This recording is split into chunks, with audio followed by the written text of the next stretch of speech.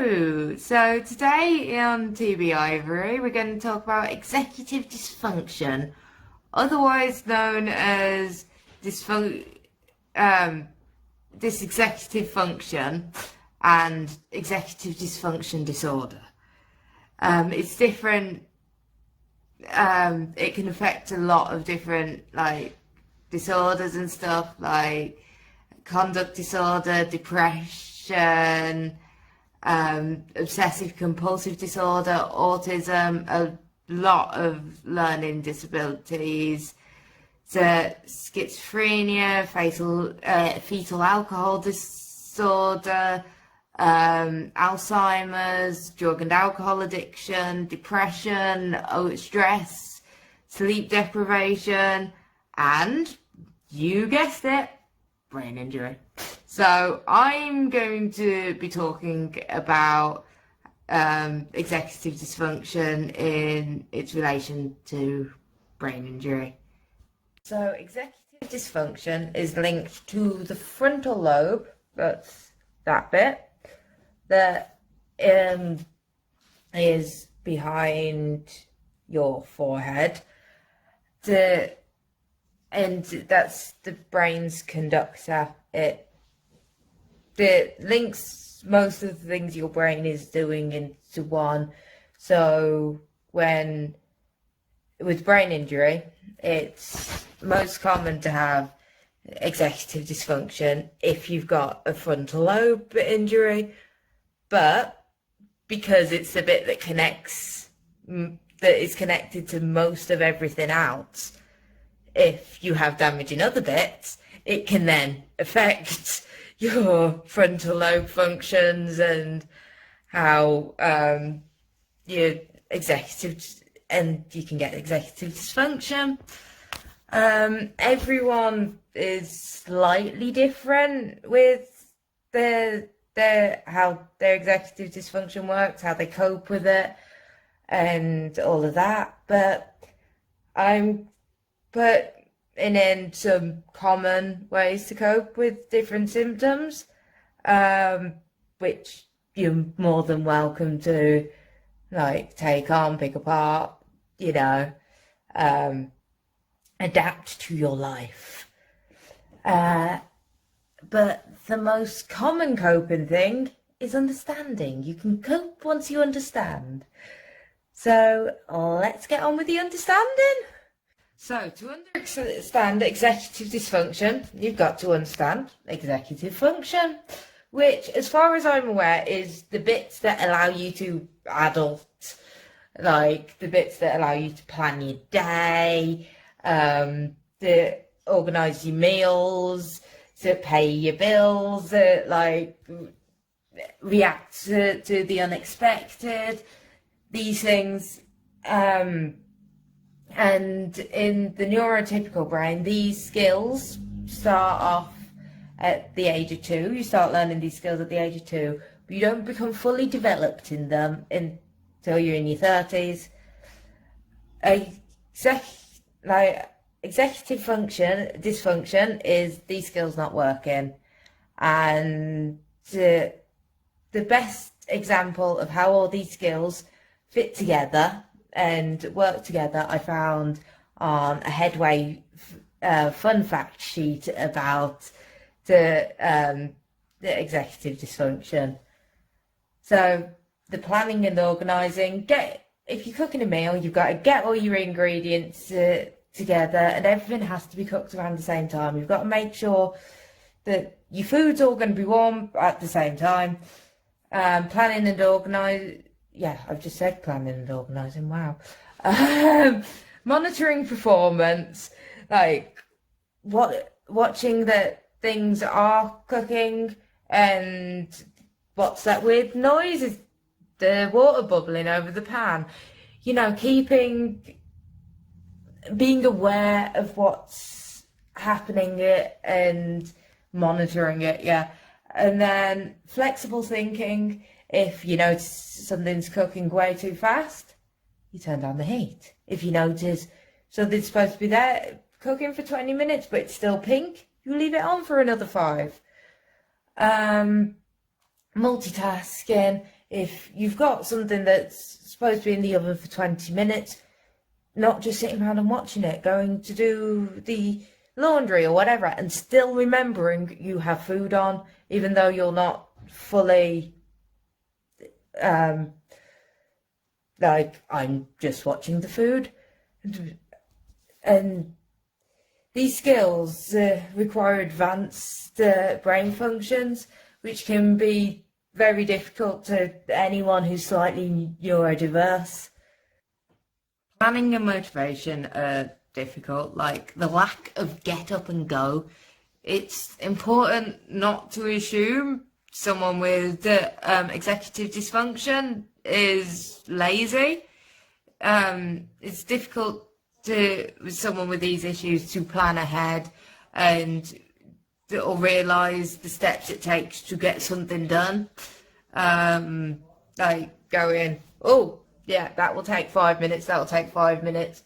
And yes, that task itself will take 5 minutes, but everything to prepare to do that task ends up being like an hour long. Like washing your utensils before you cook and stuff like that.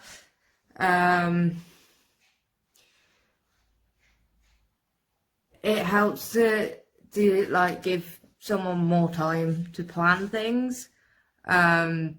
If you give yourself more time to plan, and then you've got more time to mentally prepare and mentally practice for getting the task done.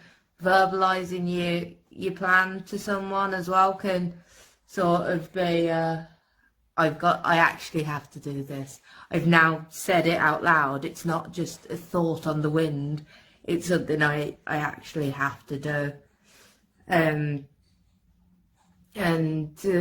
Like, if you talk to someone who then hears your plan and goes, well, let's actually split that down into smaller plans, because this is a big thing and you're only thinking about it as a one thing, where really it's a 5 thing, so that's 5 different plans. And if you have someone who can talk you through that with and help you break down your big tasks into lots of little smaller tasks, it can like make things easier. Like if you have a reminder to clean the pots before you think about dinner and stuff like that, and putting lists and notes everywhere, because if it's written down, it's there, it's forever there.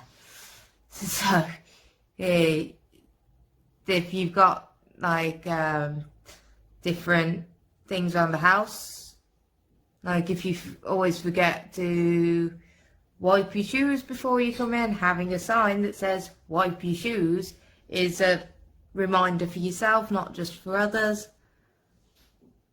I personally have a morning routine and an evening routine, so even if all the middle of the day is overwhelming and unpredictable, I've got my nice bookends. And I try work it on the I might as well principle. So before I go to bed, I put my yoga mat out and put a bottle of water next to it. So when I wake up, I might as well, it's set up for me.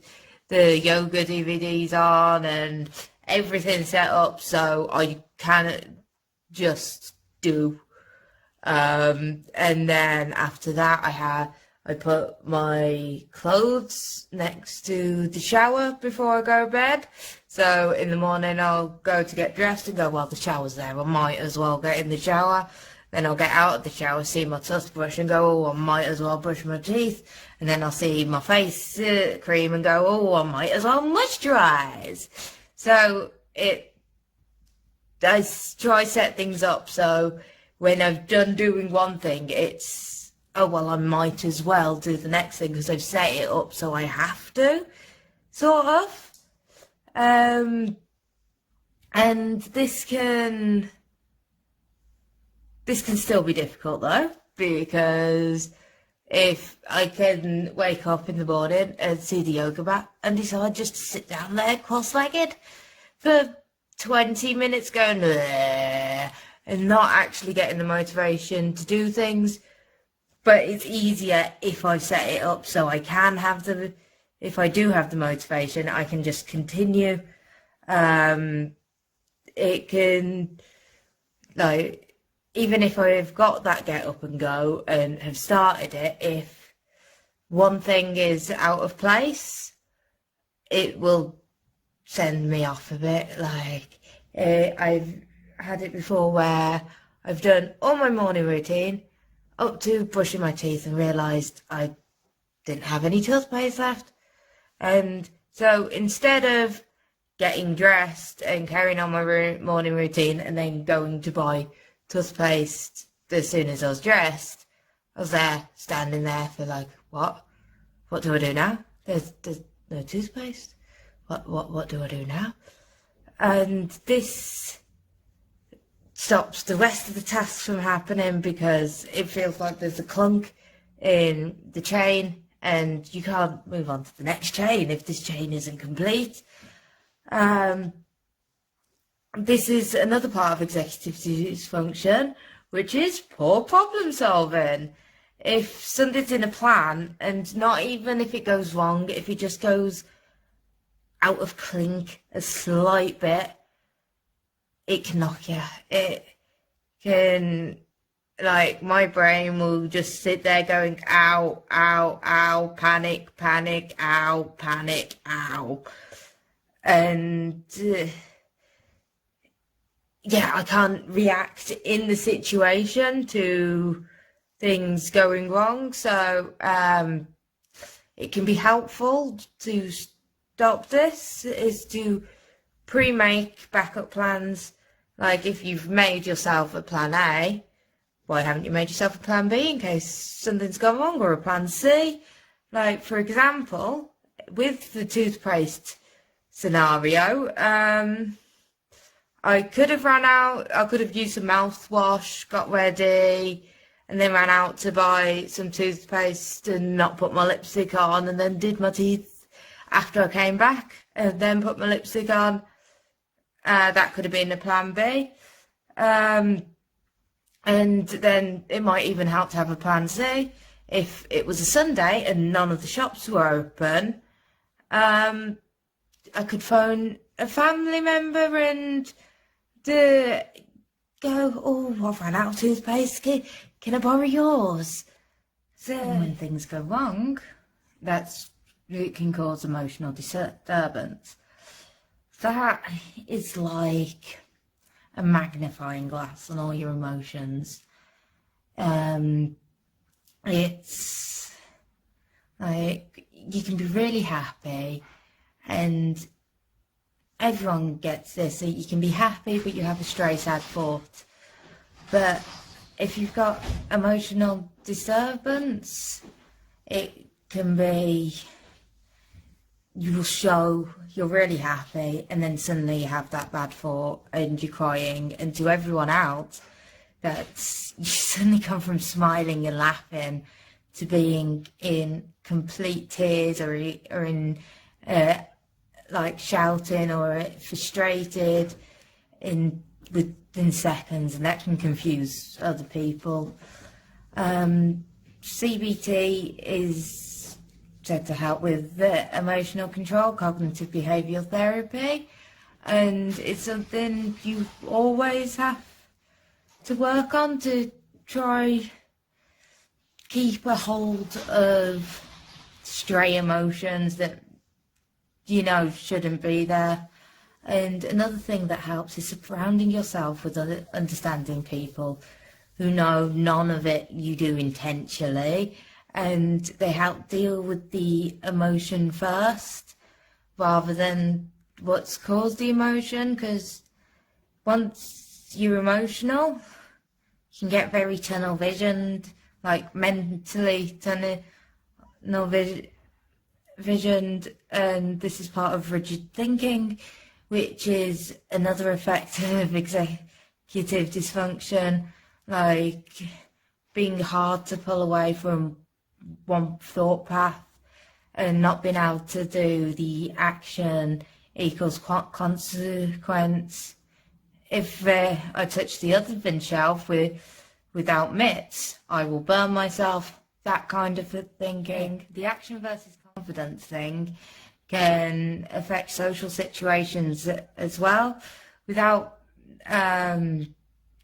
forward thinking, it's difficult knowing what is acceptable behaviour in social circumstances. Like going back to the toothpaste example, if I tell my close friends and family, oh, my mouth feels dirty because I haven't brushed my teeth, that's acceptable. Going up to a shopkeeper or a random person in the queue going, my mouth feels dirty because I haven't brushed my teeth, is a bit forward and isn't really acceptable. They're going to be like, why are you telling me this? But it also affects being able to start, participate and keep up with the conversation, because with executive dysfunction, you've got attention loss and you can find it hard to keep up with the conversation without dropping out a bit and feeling a bit rude because someone you can feel like you're ignoring bits of someone, and they can feel like you're being rude because you're ignoring bits of someone, and it's not, you're just outright ignoring them. It's just so hard to keep that attention on the conversation and not keep dropping out. Having an understanding friend to guide you through conversation and help you when you get a bit lost can be really helpful. And if you've got something you want to talk to someone about and you to sort of mentally prepare for that conversation and what they could ask about what you've said, and to try mentally stack up your cards, basically. And a lot of the time with executive dysfunction, a big thing is having the impulsivity and being impulsive and maybe a bit erratic about what you say. Sometimes you say things you shouldn't. I have this problem when I'm overstimulated, being able to step back and being not able to step back and see the situation and just becoming erratic and rambling. Impulsivity changes conversations, not thinking before I speak, or but impulsivity can also be things like going, oh yes, I'm broke, but I'm still going to order takeout, because you're just doing it impulsively. You're not thinking about, oh yeah, but there's another 3 weeks to pay for, blah blah blah. It's common for people, especially with the brain injury, to just buy things out of the blue.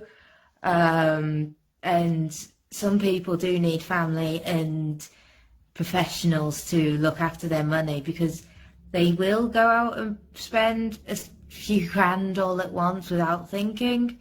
Luckily, I'm not at that level. And it's just food I get a bit impulsive about, which thankfully never costs as much as some people's impulsivity does. Executive dysfunction can also make past and present difficult. The past because the memories aren't quite sticking to the web, and the present because of the concentration and taking in new information. This can cause some disorientation.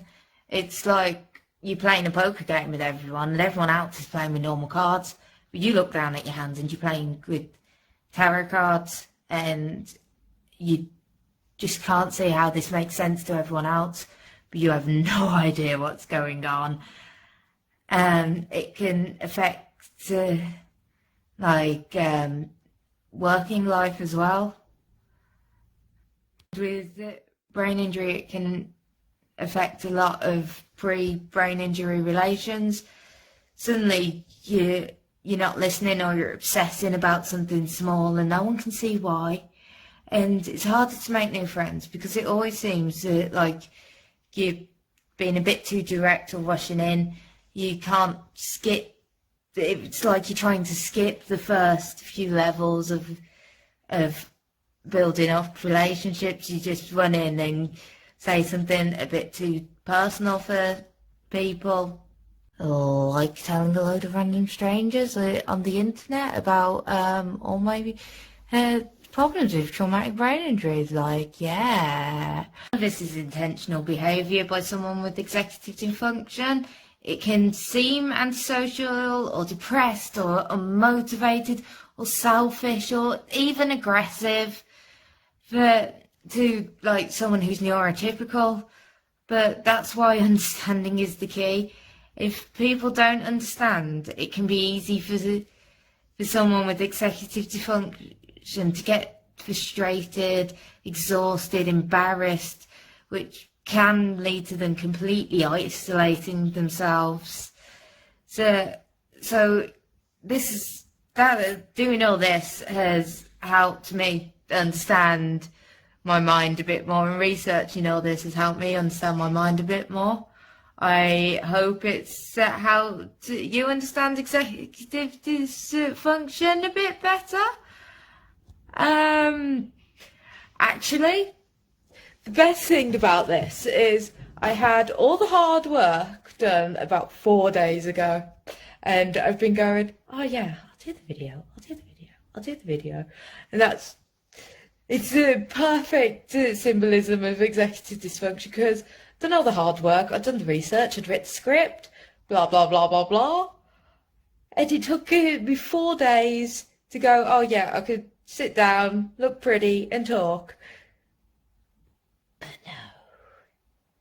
no, executive dysfunction didn't let me. It kept finding other things I can sit around and do instead, and do nothing while thinking about these 1,000 things I could sit around and do. Oh, what a fun thing. But hopefully next week, if this executive dysfunction doesn't decide any differently, I will do another video on another bit and see more about this little brain of mine. Ooh, fun times.